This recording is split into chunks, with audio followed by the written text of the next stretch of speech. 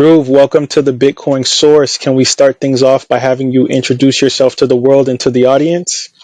Thanks, Dadu. I really appreciate you inviting me on here. My name is Dhruv Bansal. I'm one of the co-founders and the chief science officer at Unchained Capital. I think we're best known for our Bitcoin native financial services, for our collaborative custody, for a lot of our educational material that we put out into the community around Bitcoin and self-custody and keys and wallets.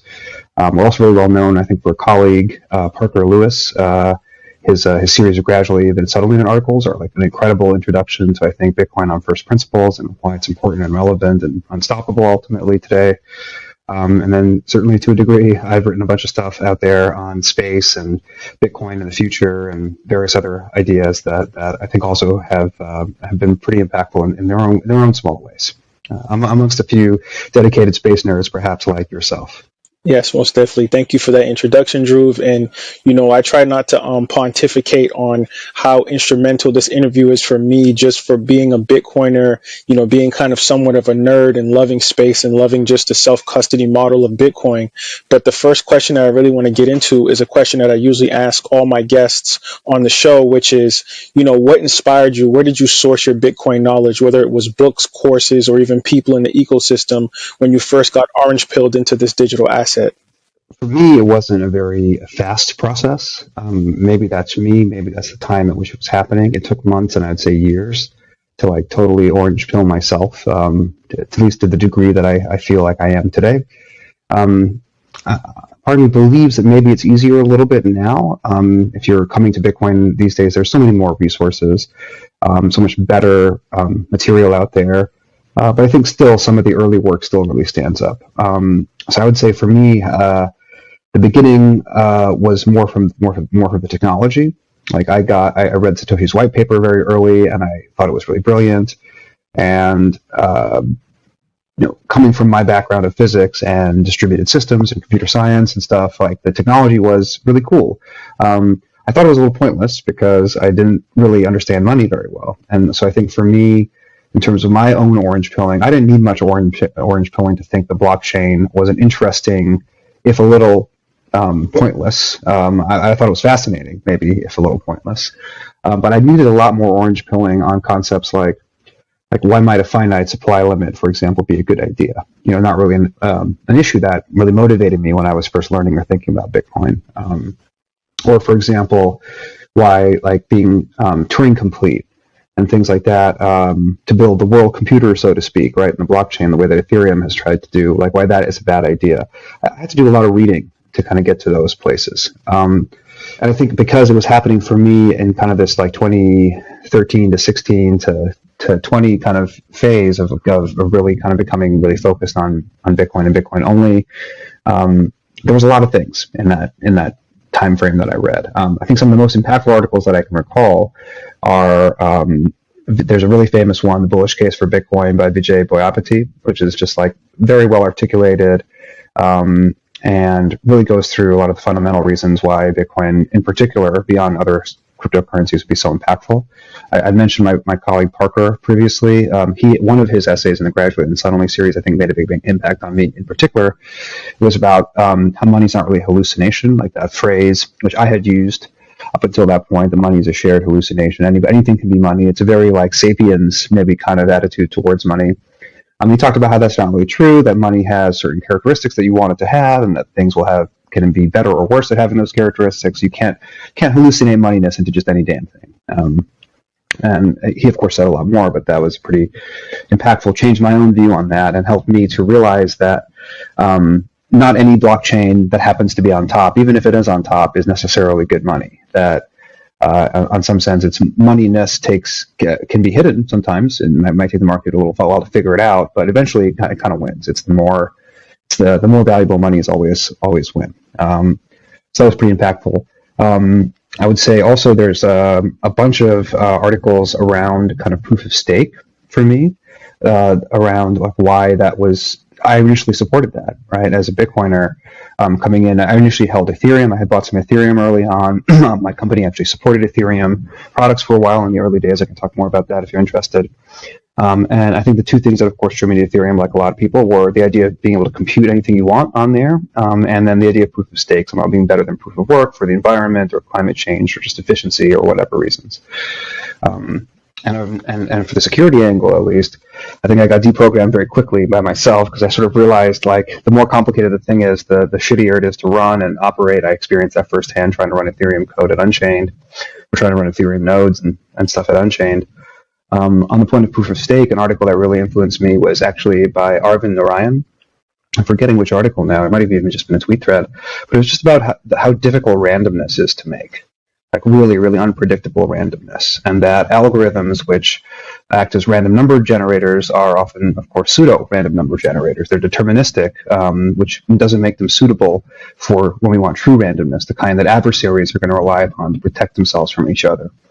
And in the distributed context, it's very, very hard to generate distributed random numbers.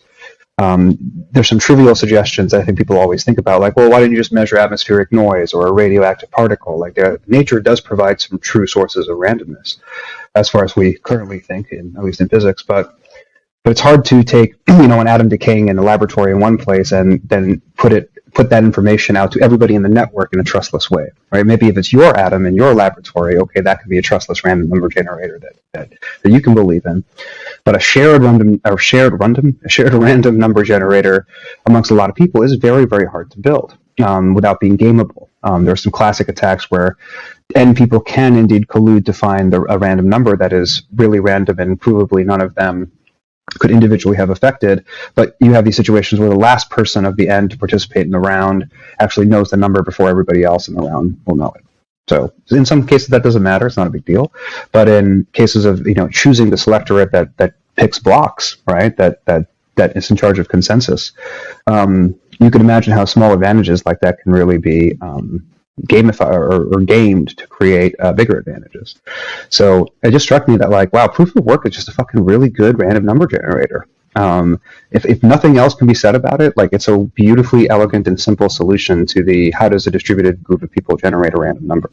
And then from that started to peel back a lot of my thinking about why proof of stake was either going to work or not going to work, and all those things.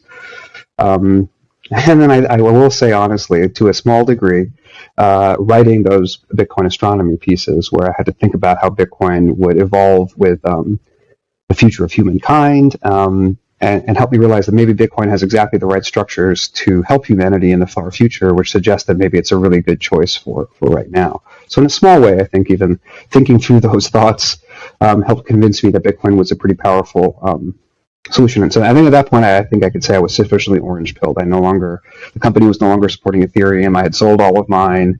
I was no longer interested or following what was happening in that world, really just focused in on Bitcoin.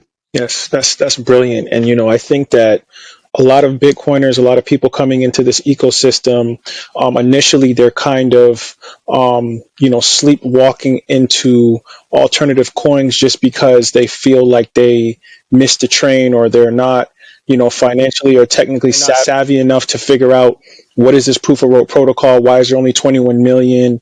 They find every excuse as to why they shouldn't just onboard into Bitcoin. And I love the fact that you kind of said that, you were transparent, and you said that, like, you kind of had a proof of stake model early in the game. And after you did some studying, like Michael Saylor always talks about having 100 hours of study in Bitcoin before you truly understand what this thing is in the midst of these 17,000 other crypto things, right? So thank you, Dhruv, for kind of like really elucidating and breaking down, the fight that we go through as Bitcoiners, or just people in the blockchain cryptocurrency industry, of deciding, like, what is the best investment for me? Why am I doing this? And why is it important to not only me, but to my community? So thank you for that. Yeah, I think I'm hopefully even just mentioning those articles can help at least one person, but there's a lot of people now writing about all these ideas. I think if you're willing to do the research, you should be able to come to the conclusion that Bitcoin at least is valuable to hold. Maybe it's a bit more radical to say nothing else is really valuable, because I think the truth is that's not quite a fair statement. The altcoins are extremely valuable, and you can make a lot of profit from them if you time things well, if you're a good trader, if you are able to pick the other guy's pocket effectively in the market. I'm not good at those things, and so for me, they're just a dead end. But I can't deny that for those who are good at those things, there's a lot of money to be made, maybe a lot of Bitcoin to be made from working in those areas. I think to me that just cautions most new entrants that if you're not one of those kinds of sharkish folks who have that skill set of being a really, really excellent trader, being able to ignore your emotions and just read the markets well, maybe pick the easy thing, which is just to buy the Bitcoin and to DCA and take your time about it. Yes, most definitely. I couldn't agree with that more. And Dhruv, I want to talk about your company, Unchained Capital, which I think is just a brilliant company. And you guys have had a couple different approaches to financial services over the years, especially when it comes to digital assets. And my question to you is what made Unchained pivot from doing collateralized loans, Bitcoin loans, into just doing collaborative custody as a business model? Yeah, that's a really great question. Thanks for knowing a lot about the history of our business. I think we're better known in a lot of quarters for our collaborative custody vaulting solutions to help keep Bitcoin safe, which is in some ways a financial product, but of course, our one of the larger financial products lines that we offer currently is our collateralized lending product. So very much a financial service. That chronologically was actually the first product we launched, as you mentioned, and we only later launched the more collaborative custody vault structures. And the reason was when we were starting the business around 2016 or so, we really asked ourselves and other Bitcoiners, well, maybe I should back up a step even. We were exploring a hypothesis at that time that, number one, we really just wanted to get into Bitcoin. I think we'd admitted to ourselves that was like what we wanted to do. We felt Bitcoin was like the place to be. I wasn't even fully orange pilled yet. I think maybe I was Bitcoin, blockchain, crypto, but clearly Bitcoin. So that's where we started. And then we didn't know what to build in Bitcoin to start out with. There were already things like wallets and to a degree hardware wallets, and Coinbase existed, BitGo existed. There were a lot of services out there to buy and sell Bitcoin and to hold it. But it was our conjecture that financial services were underdeveloped in Bitcoin beyond trading. So being able to borrow against your Bitcoin, being able to get insurance on it, do other kinds of things with Bitcoin, long-term big brain ideas. Those things weren't around. And it struck us that if Bitcoin really is going to be a new kind of money, of course those things have to get built. We might as well be the folks to build it. And I think we took a real hard look at Bitcoin and then how do we get to collateralized lending? We got to collateralized lending because we suspected that a lot of folks held Bitcoin for a long period of time without getting much value from it. And then we measured that in our HODL waves chart, which is another piece of work that the Unchained team is well known for. That chart, I think we released it sometime around 2018 more publicly. We had made it for the first time originally in 2016. And it helped us see that even at that time, like some 40 to 50% of all Bitcoin had just been sitting there for more than a year. So we knew that trading wasn't accessing that coin.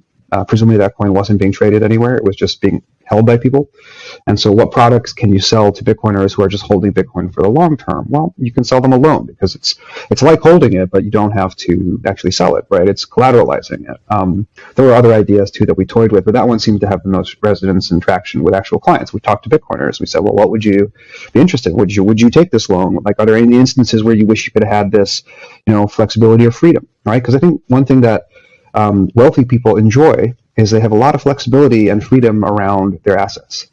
There are many tools and services that help you move assets from category to category in tax advantaged or otherwise ways. There's a lot of liquidity available. There's a lot of credit. And I know that changes seasonally with the markets and all that, but it's a very robust and large ecosystem. And of course, none of that existed in Bitcoin. So we decided to start there. The reason we did not start with custody was because we felt that there already existed custodial products. We didn't feel like we could just launch a thing and then certainly start charging people for something that folks were more or less doing for free at places like Coinbase and others. So we kind of went with the collateralized lending model, and then in building this out, we really needed to we sort of kept asking ourselves about trust. Like, why would a Bitcoiner, this kind of person who's just been sitting on Bitcoin for years, because at this point, by the way, we had, my co-founder Joe and I, our current CEO, we also were Bitcoiners or becoming Bitcoiners. We held Bitcoin certainly, and we'd held it for like 3 years, and we hadn't done anything with it. It had just been sitting there. So we sort of knew that we were part of that pattern, and so we sort of asked ourselves, well, that's because our conjecture is that Bitcoin will be really valuable one day. And so then we and also things like Bitfinex had already happened or were contemporaneously happening. Mt. Gox, of course, had happened many years before. So we knew this idea of just giving your Bitcoin to somebody else is like a very dangerous choice. And thinking about our market, early Bitcoiners who potentially had a good amount of Bitcoin, enough where they would actually want to collateralize it, it struck us as that they're a very paranoid, untrusting group of people.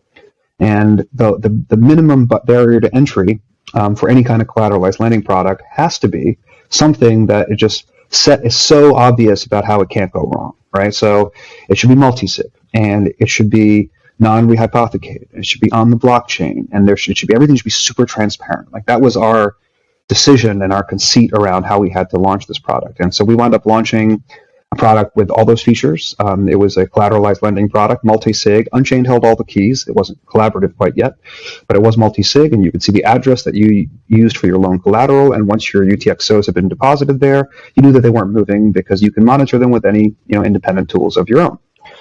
Of course, I think we were actually one of the first.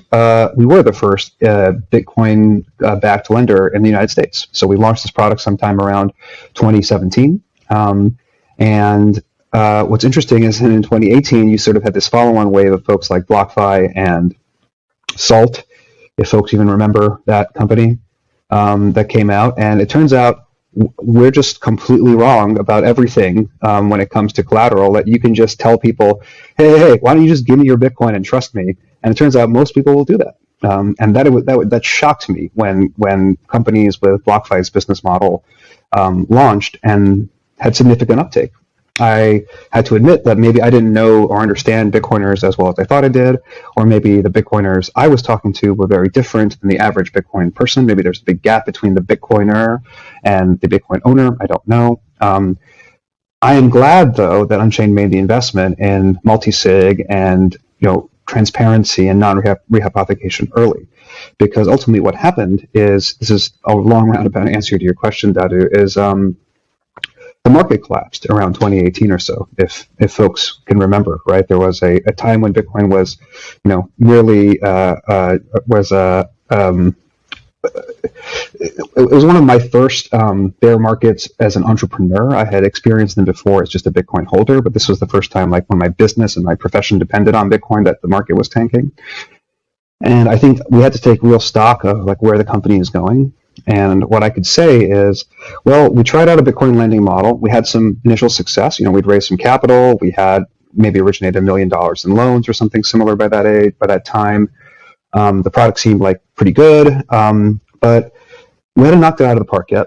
And there were lots of competitors showing up, many of whom had very quickly eclipsed us in terms of, like, the size of their loan book, because they didn't have to wait to build all this complicated stuff. They just got a Coinbase account and started saying, hey, send me your Bitcoin and I'll give you dollars. They didn't build out any tech. And so I sort of looked at it, and I remember Joe and I and our product teams and so on sort of realizing that, look, anybody, it seems, can just do Bitcoin lending. That's not the hard part. The hard part of the most valuable part of what we've built here is this engine that, like, does multi-sig with keys inside of it and all these, like, this is the valuable part of what we built. And so we decided to double down. Because I think we'd had a vision for collaborative custody. We just hadn't implemented it fully because we wanted to test the loan hypothesis first, and that wasn't required in order to do that. But now that the market was a little bit more crowded and it felt like it was in a bear, it was time to innovate. And so we decided we'll double down on the on adding collaborative features to our custodial technology, and we'll launch a new product, a vault product, where you can actually have a majority of the keys instead of Unchained having a majority of the keys, which is where we started in our lending program. And I'm really happy we made that choice, right? That choice was made, I wouldn't say out of desperation, but out of a cool analysis of our strengths relative to other companies in the market. Folks like at BlockFi were better fundraisers, had already made more noise, had more marketing dollars to spend perhaps than we did at that same moment in time, but they had no technology, and they did not seem to understand the motivating the motivations of long-term Bitcoin investors, whereas I think it turns out now, years later, demonstrably did. And so we were in a place to make the investment because we had over-calibrated on how paranoid Bitcoiners are, and already built out all this tech. In a crowded market, we realized that's our strength, let's double down on it. And sure enough, by the following year, we were able to launch I won't say the first, I believe Casa was also in market by then, but we sort of joined now in this very new niche of collaborative custody. A phrase I think I named it on Stefan Livera's podcast.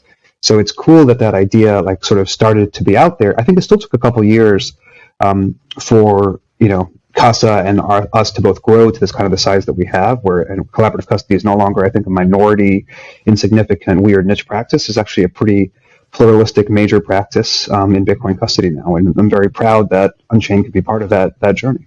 Yes, and there's so much to unpack there. When I first got into Bitcoin and you really started to really understand what it was, I had some mentors in the space, and one of my mentors always would say, it's pointless to spend Bitcoin for value when it's not ubiquitous at Ralph's or Kroger's or your local gas station. It doesn't make sense to spend something that isn't being used in a circular economy.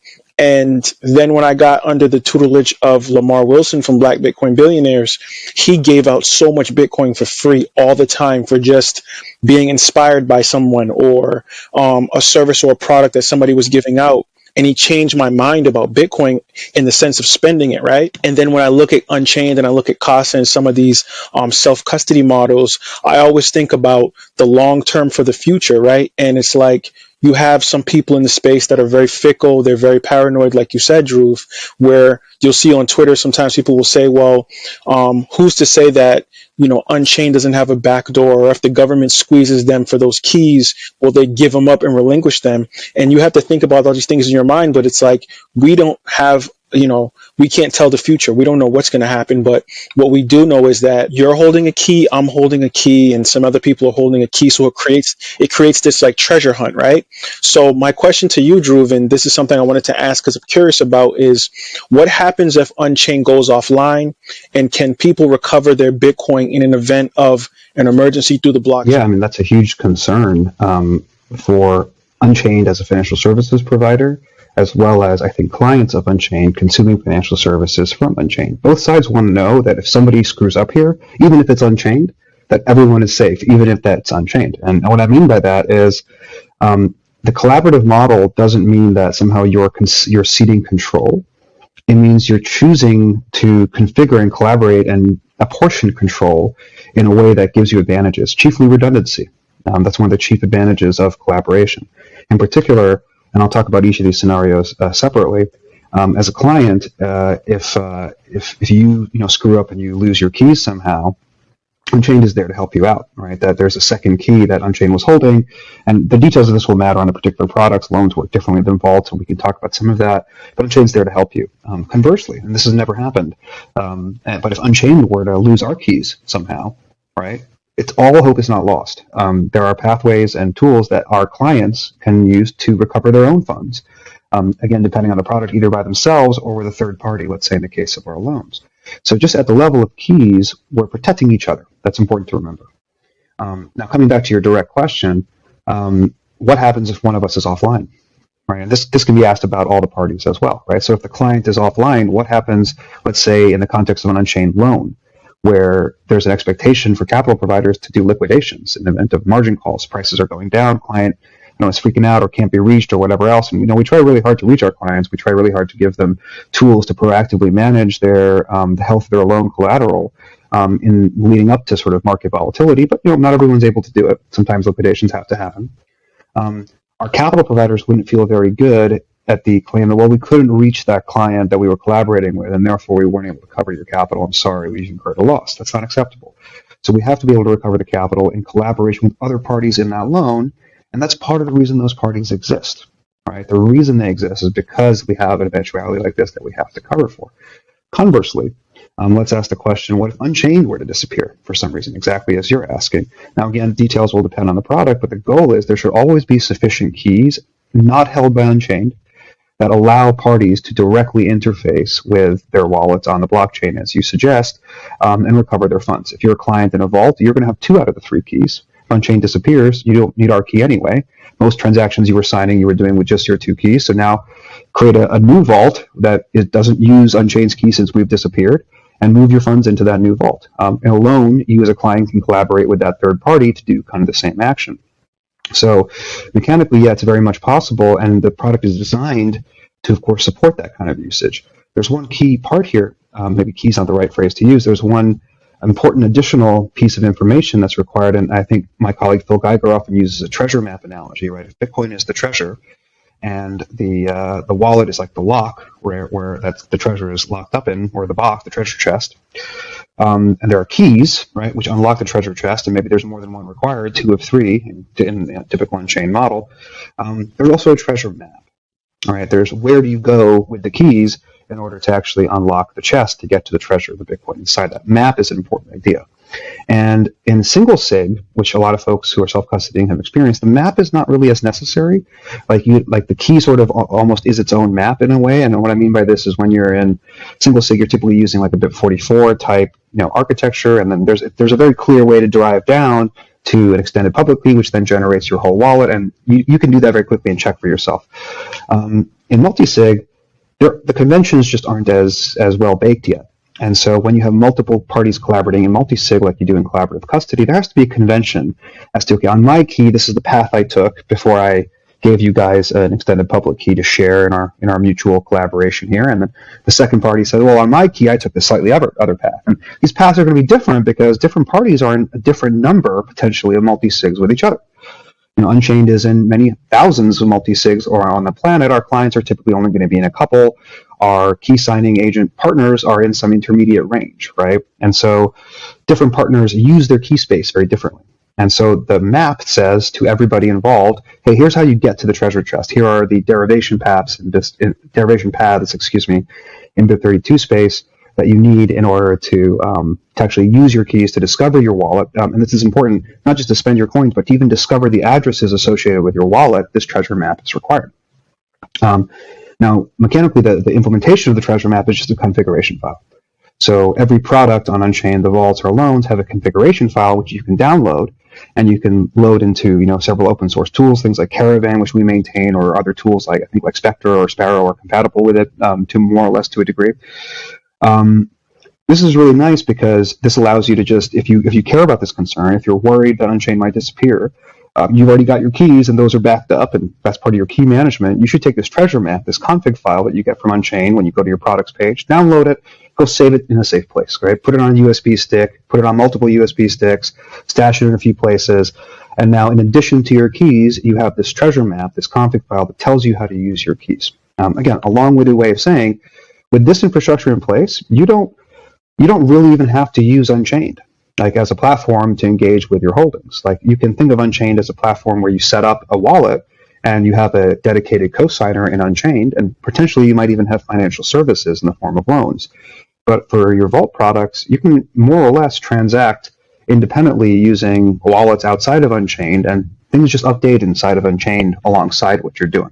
So you have a lot of independence in the way that you interact with your wallet and with your Bitcoin. And of course, all of this is by design, right? We want to give you these powers because we are terrified that if we take away these powers from you and we take them onto ourselves for whatever reasons, that now we have to protect them.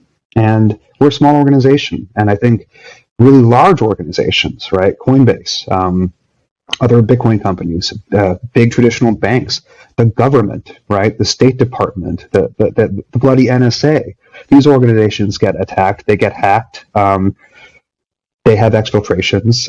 How can we ever be any different? And so, part of the solution to that is, well, one, use cold storage and use physical keys because physical things are easier to protect than online things. And two, don't take on the power yourself. Share it, right? Split it with the people that you're protecting, with your clients.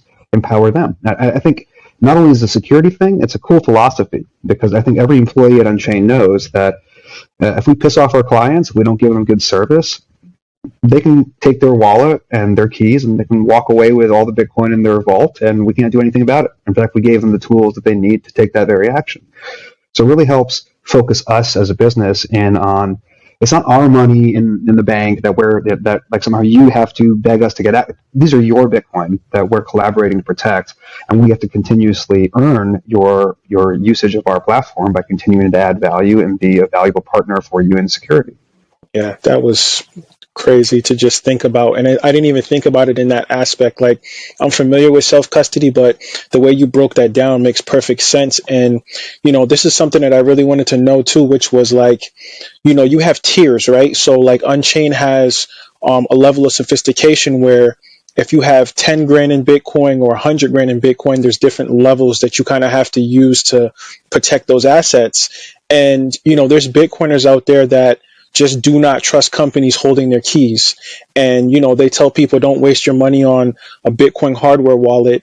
And then it makes me think about like what Luke is going through with, his wallet getting hacked, them getting access to his keys.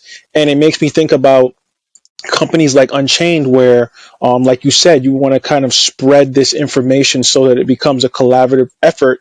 Where if someone, God forbid, passes away and they don't have inheritance planning or they've never told anybody about their private keys, Unchained kind of steps in there to say, hey, like, granted, this person had a will or something like that, where we can utilize these things to kind of help family members or loved ones get access to the Bitcoin, because who knows what the price will be down the road. So I'm glad that you kind of broke that down, because I think there's a lot of Bitcoiners out there that just downright do not trust, especially with the FTX implosion and some of the hacks that we've been seeing all last year, where they're trying to find every reason to not say, self custody is a thing to go to. So thank you for that, Dhruv. No, I mean, I actually really appreciate the kind of person who will never trust anyone and always do the entire thing themselves. They'll do Bitcoin D on their own, like airline or air-gapped computer. They'll have their own wallet. They'll have their own private key man. They won't even use hardware wallets, to your point. I like people like that to a degree because they help keep everybody else honest. Like the fact that there's some people still doing that means it's possible, means the system has to support it, and we can't take it away. So bravo to folks like that. Because, as you pointed out with Luke, it is dangerous. It is a dangerous thing to do. It's hard to do correctly. Unchained succeeds because we have a lot of people working on the problem and splitting up the burden and working on different parts of the stack. So everything from network security to physical security to security design, and there's so much to do there. I don't want to make it sound like it's impossible, but I think it's very, very hard to do every single piece of this yourself. And what you need to then do is you need to say, well, which parts reasonably can I help get help from in companies? I think most people say, well, I shouldn't build my own hardware wallet or software wallet. I should just use regular software that some company made, and I should use a hardware wallet product that some other company made, or the same company, or whatever, and they should solve that. But I think most people would admit to that. I think there's a bigger gap in saying, well, I actually need to use a collaborative custody provider like Unchained. And I don't think everybody does need to use Unchained. You can implement collaborative custody on your own using open source software. Just have some friends, have some family members, right? Like give them public keys, train them how to use Trezors and Ledgers or cold cards or whatever your devices are, and implement your own plans and implement your own inheritance protocol and do it all on your own. Great solution. But again, hard to do. It's easier to do that, I think, than to do everything your own. At least you're relying on software and hardware wallets now from other people, but you still have every other burden for yourself. Where Unchained really helps is coming in and taking on a lot of that, right? So we'll help coordinate the collaboration. We'll hold a key for you. We're a really, really good key holder. We do it literally professionally for thousands of people at a global scale, and we're doing it for years. Knock on wood, without any incidents. And we take it very seriously. It's one of the main things that our business is responsible for, is protecting our own key, which participates in the collaborative quorums of our clients. That's a pretty valuable service. Your friends and family aren't probably doing as good of a job as we are. So maybe consider involving us as a key as well in your quorum, right? And then finally, I think to the point we were just making, given that if you're advanced, you can use a wallet that is on Unchained, that you've defined on Unchained in a collaborative custody way. You can use the same wallet on Sparrow on your laptop. You can sign the transactions there. You don't have to make Unchained the core centerpiece of your experience with your wallet. We'd like for you to. We think our product is really good. You can use financial services that way, but you don't have to do it that way. And we've designed it to support that kind of usage. But what if you have some situation where you're collaborating with a friend or family member and they need to come in and they need to sign transactions or whatever else? Like maybe they would prefer to use Unchained. It's an easier product for them. They get support that from the Unchained teams. That doesn't always have to land on you to provide that support. So there's a lot of reasons why I think even if you're a pretty sophisticated Bitcoiner, like this is a really good product for you to use. You don't have to trust all of your stash with it. Maybe you can keep some, carved on a piece of, steel inside of a pipe in your basement somewhere, or whatever is the preferred solution you have. But I do think that for a lot of people, a professional collaborative custody model, professionally supported and implemented collaborative custody model is the superior model. And I think over time we'll see this play out like just globally across the market. Like companies like Unchained will pop up in every jurisdiction. If you're in Mexico or Singapore, China or New Delhi or whatever, like there will be a local provider. And I think locality here is to a degree pretty important. You want to make sure that you have a good line of communication and good support from folks who play a role like this for you. And I see this being very common for both individuals and for businesses. I think for businesses especially, collaboration is really important. I think it's interesting. I think for individuals, there's a certain degree of wanting to be sovereign and wanting to make sure that, let's say, an Unchained Vault model, the 2 of 3 model, that you have 2 of those keys. Very important. I think for businesses, some businesses, that's very important. You want to make sure you have a majority of keys to your treasury. But for other businesses, it's actually exactly what you don't want. You don't want to be in a position where your business can somehow abscond with a bunch of funds. You want to have provable, or you want to have deniability around that, right? It could not have been us. We didn't have access to sufficient keys to make that happen. Like that's a great protection for a lot of businesses. So I think collaboration, both for individuals as well as for businesses, is the end state of Bitcoin custody. I say this often in investor meetings these days, but Unchained has very little churn. We have a great client acquisition and very little churn because very few people, once they set up a collaborative custody model like ours, want to ever leave. Coinbase has huge churn. Like we have a lot of folks leaving Coinbase, coming to collaborative custody models like ours. And in that sense, there's not a next model to graduate to once you're here. Like this is the end of the journey. You've done your learnings. You've figured out that hardware wallets and collaboration and Bitcoin only. Like, okay, now you're at Unchained, and now this is where hopefully you'll stay for quite a while and be a client for a long time as the world hyper Bitcoinizes. Yes, I love that. I love that. And, it just makes me think about like stress testing, right? Like, are you stress testing your self-custody planning? And this is a question that I wanted to ask you, Dhruv, which I think a lot of people haven't asked. And this is something that I think is crucially important. How do you feel? Because you said something about you feel like locality is key. And I personally think that banks, institutional legacy-based banks, will have to pivot into this model. So I want to know about safety deposit boxes. How do you feel about those? And how do you feel about decoy wallets? Because we know every Satoshi is valuable. So how do you feel about someone leaving 100,000 Satoshis on a decoy wallet and keeping it in a safety deposit box in like a traditional bank? Let's take those questions maybe in the opposite order, if you don't mind. So like first, let's talk about this concept of decoy wallets or like, what was it? Emergency pins that unlock a different sub wallet that's hidden. This stuff, it strikes me as the kind of thing you reach for when you haven't yet thought of or are unwilling to reach for collaboration as a tool to protect yourself. Because what is the context here? The context is someone has physically come to you and they've said, like, give me all your Bitcoin, buddy, and you want to trick them.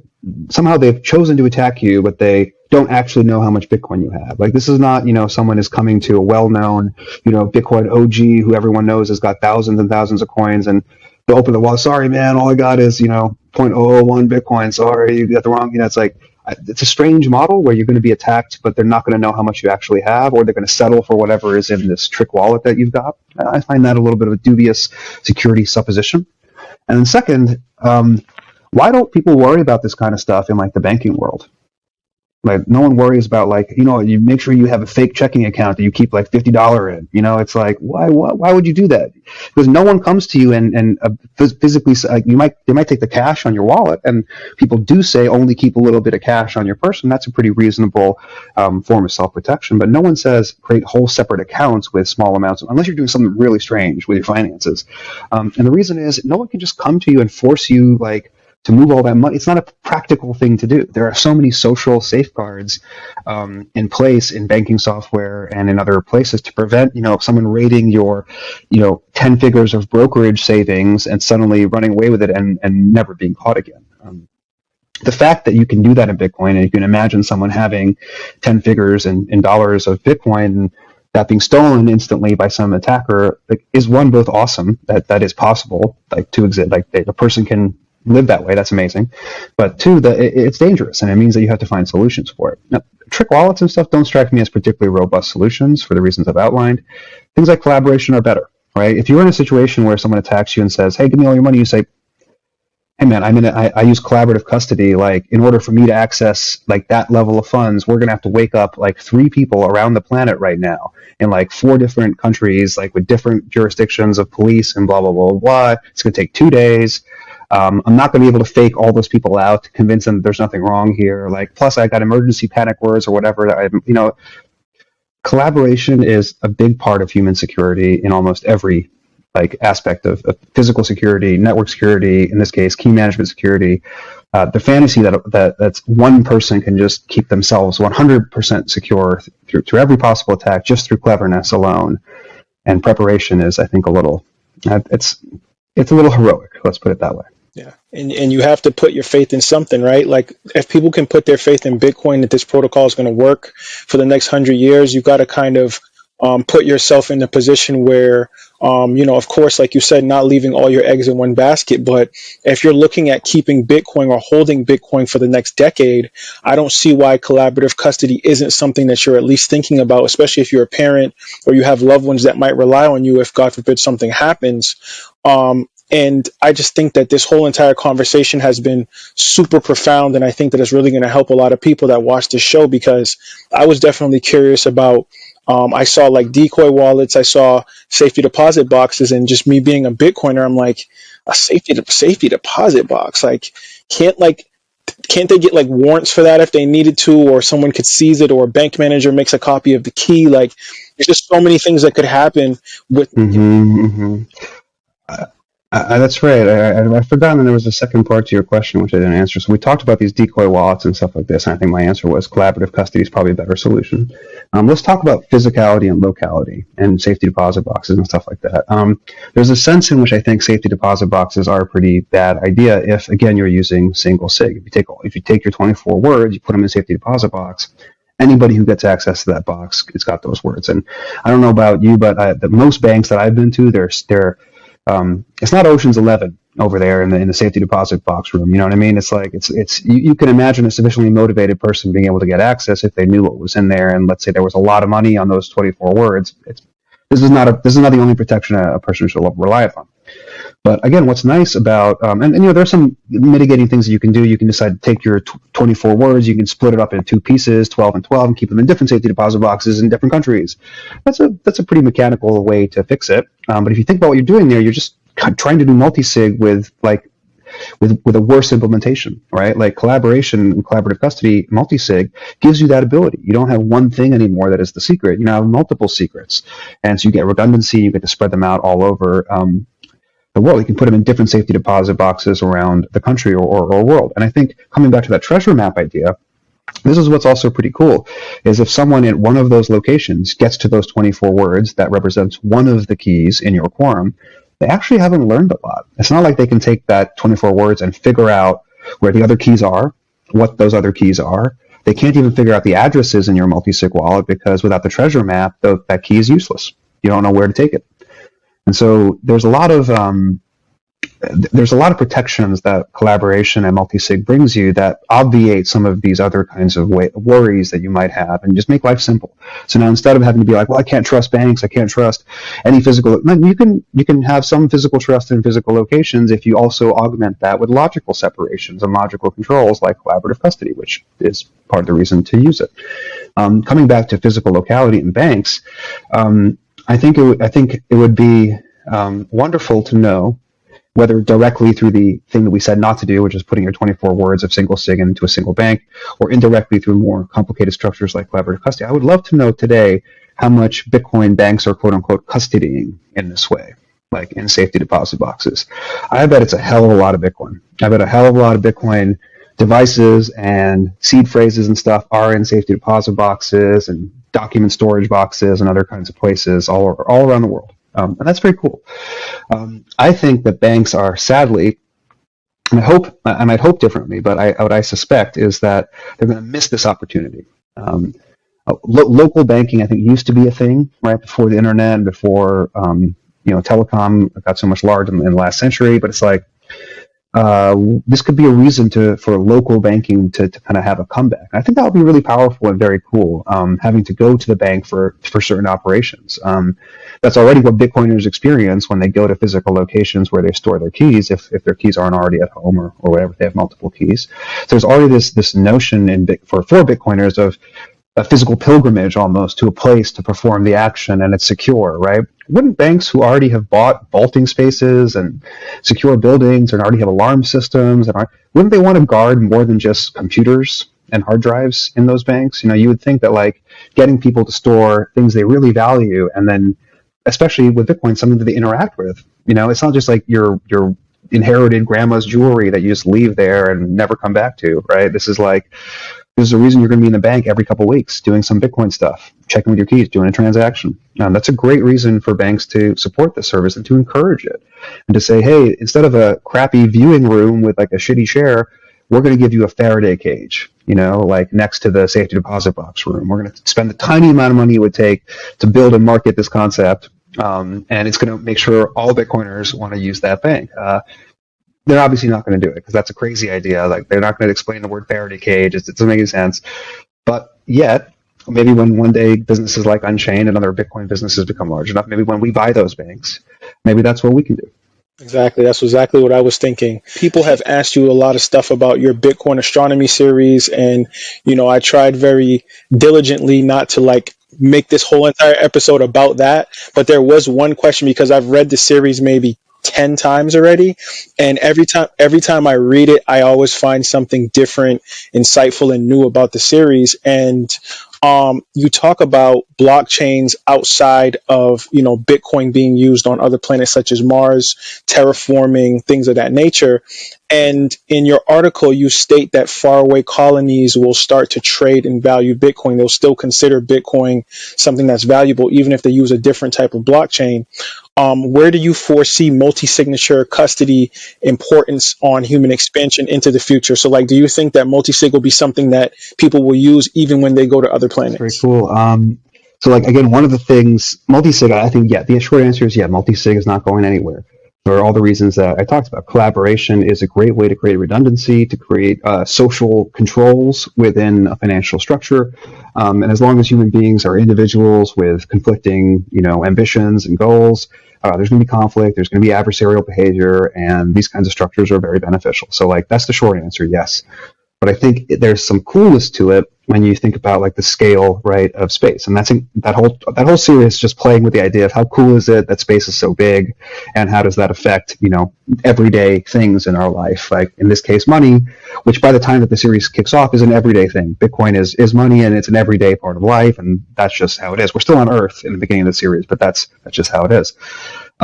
So I think the other thing that multi-sig brings you in collaboration brings you geographical separation and redundancy, right? Like if you're in a multi-sig scenario, but all your keys are in your house in your bedside drawer, you're not really doing multi-sig, right? It's single sig with more steps at this point. So multi-sig allows you to take those keys and to separate them. You give one to a family member, or you keep one at the bank, you keep one in your office. Unchained has one in the locations that we use. Over time, obviously something that makes me feel very safe at Unchained, both as a client and as an operator at Unchained, is the fact that instead of Coinbase having to guard like a few special keys that control all that money and who knows where they are, there's like 3 of them or 5 of them, however many keys they have in their multi-sig quorum. Unchained is protected by thousands of keys, and they're spread out all across the planet, and they're held by many thousands of parties, ourselves and our clients. That's a very cool idea, to separate out and distribute, right, that security risk across a larger group of people. In the context of space, you have so much more space, right, to distribute those keys. And I think it's very interesting to imagine wanting to keep Bitcoin safe on Earth by spreading keys out to other locations in the solar system, right? So no one can it's more challenging to do simultaneous attacks on this wallet if the keys are on, let's say, Pluto, Mars, and Earth, or something like that, just to name some ideas here.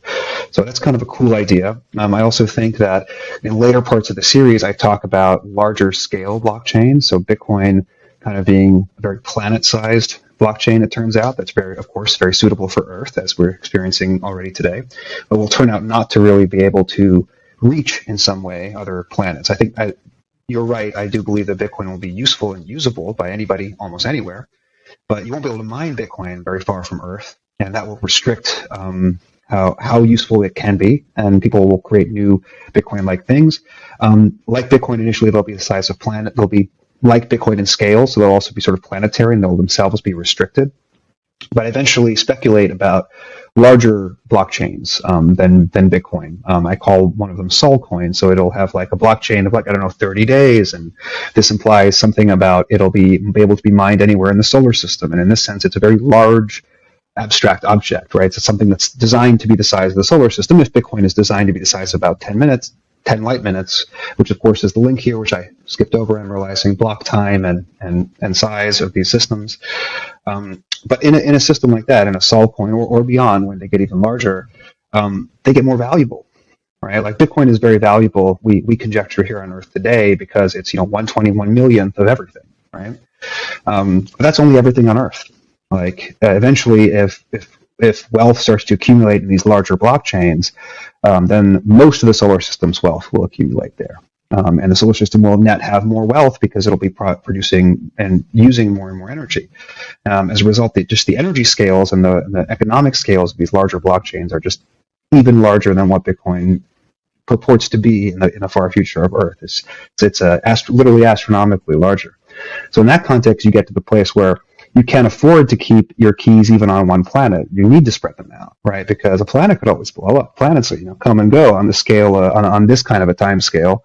How do you protect, money to last for millions or billions of years in the face of potential, total war between advanced future societies? It seems to me like if there's such a concept as money in those future societies, which I think there will be, and adversarial behavior still exists and cryptography still exists, you're going to be using something like Bitcoin and you're going to be using something like Multisig, but you're going to be spreading the keys out way further than New York, LA, right? It's going to be all around the solar system. So I think that's a very cool insight. There's one more. I don't know how much further I should take. I'll say one more thing because I know that you like this stuff, and then maybe we'll leave at the topic. But I think finally, in the context of collaboration, there's a third part in the series which talks about aliens and their usage of blockchain and Bitcoin and whatever. And I think there's a cool conceit there that the alien coins could be the most valuable of all, even more valuable than anything human beings have ever made, because they could be the secret. If we could earn, for example, alien coins, we could spend them in alien markets to, learn alien things, whatever the alien things are that we would want to learn. Presumably they're more advanced than we are, and those are very valuable things to learn. How do we earn their coin? We would earn their coin by mining. How would we mine? We'd be in a pool. How would we get paid out by that pool? Surely we would pick Multisig. No one person would be in charge of receiving the super valuable alien coin and being able to spend it on whatever the hell they wanted. We would ensure that some coalition of keys received this coin so that politically it could be used.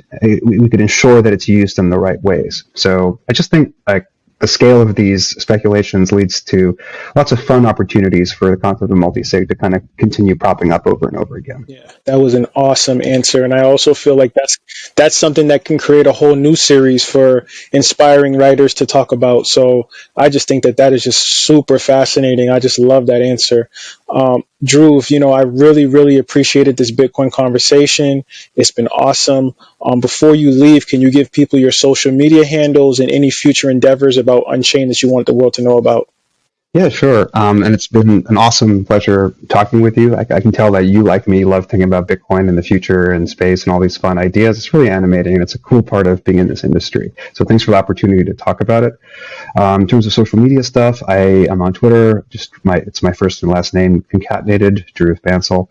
I also blog chiefly on the Unchained blog. So if you check out unchained.com/blog, there's a bunch of articles there. Some of them are mine. I hope to release some more ones coming up this year. There's a lot of stuff I've been working and thinking on in halfways that I have been unable to get out for months for want of running a company and working through a bear market over here. But at the same time, this is the best time to be creative. So hopefully I can get something out this year beyond just space, talking about some other new and exciting areas. Thanks again for the opportunity, Dadu. Yes, and thank you likewise. Thank you for being on the Bitcoin Source. Have a good one.